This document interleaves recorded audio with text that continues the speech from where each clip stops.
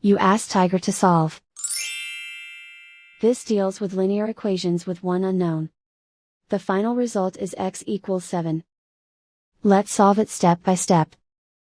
Group all constants on the right side of the equation. Add 12 to both sides. Simplify the arithmetic.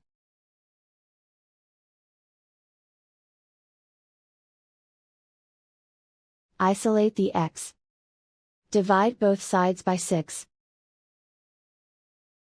Simplify the fraction. Find the greatest common factor of the numerator and denominator. Factor out and cancel the greatest common factor. And so the final result is x equals 7.